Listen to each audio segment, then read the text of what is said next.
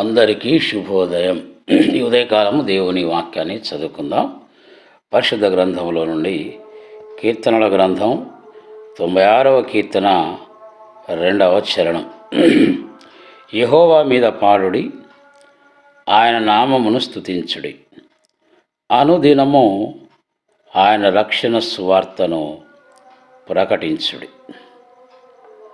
క్రీస్తునందు ప్రియ సహోదరి సహోదరులారా, ప్రభు అయిన యేసుక్రీస్తుల వారు ఈ లోకంలో తండ్రి చిత్తము నెరవేర్చడానికి వచ్చినప్పుడు ఆయన మానవాళి పాపశాప విమోచన నుంచి మనందరినీ కూడా విడిపించి ఆయన నిత్యరాజ్య వారసులనుగా చేసుకున్న తర్వాత పునరుత్థానుడై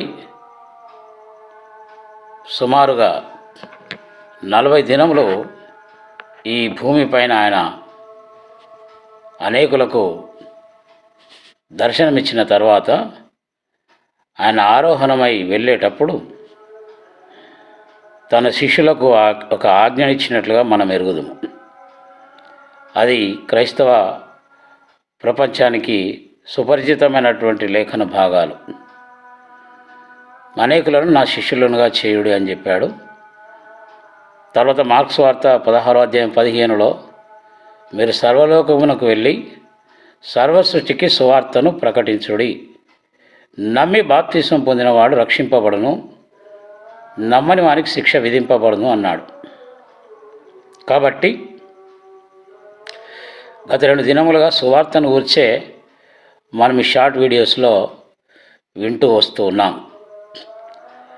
అనుదినము మనం చదువుకున్న వాక్యంలో అనుదినము ఆయన రక్షణ సువార్తను ప్రకటించుడి.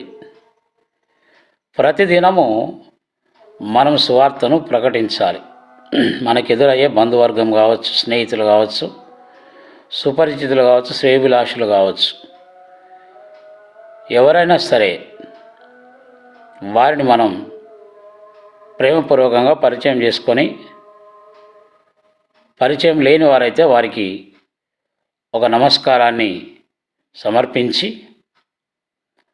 సువార్తను ప్రకటించాలి. సువార్త అనగా యేసుక్రీస్తు వారి జననము, జీవితము, మరణం, పునరుత్థానము, ఆరోహణము, అవరోహణం, ఈ విషయాలను కలిపి జోడించి మనం ప్రకటించేదే సువార్త.